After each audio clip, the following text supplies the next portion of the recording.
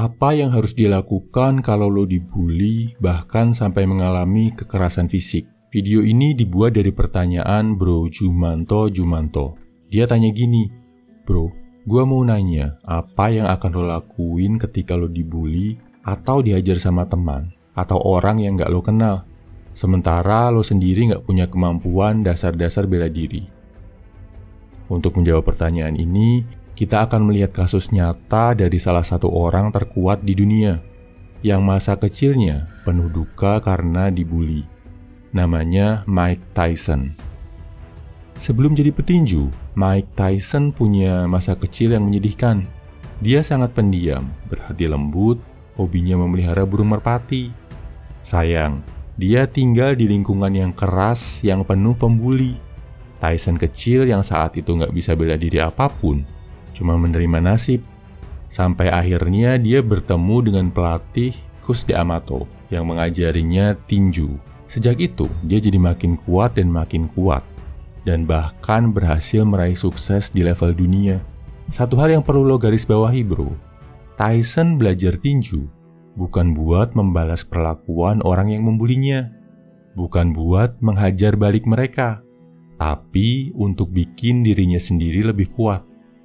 Kalau niatnya belajar tinju cuma buat balas dendam ke pembulinya, dia justru bisa kena masalah, dilaporin karena perkelahian, atau mungkin setelah puas ngehajar mereka, terus berhenti belajar tinjunya. Akhirnya, dia malah nggak jadi juara dunia kan? Begitu juga kalau lo dibully bro, sadari satu hal, lo dibully karena terlihat lemah.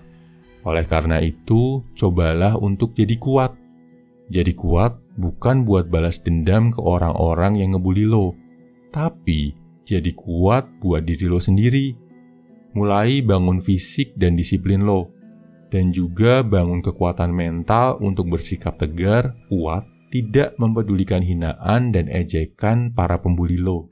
Belajar bela diri kalau perlu, atau minimal mulai jogging, sit up, push up, dan lari. Kalau lo udah terbiasa menantang badan lo, rasa disiplin akan terbentuk. Dan disiplin ini bro, adalah kunci dari kesuksesan. Sukses ke semua aspek kehidupan. Aura orang yang aktif bergerak, rasa pedenya pasti akan beda. Lo akan kelihatan lebih berkarisma. Orang mau ngebully, jadi mikir lagi. Selama proses ini, tetap low profile ya bro. Gak perlu sok-sokan, apalagi nantangin para pembuli lo.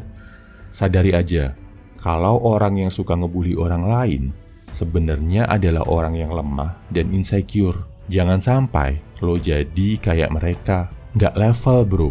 Pikir aja jangka panjang. Nanti kalau lo udah makin kuat, udah makin sukses, para pembuli lo ini akan mohon-mohon untuk jadi teman lo. Mereka akan hormat sama kerja keras yang lo lakuin.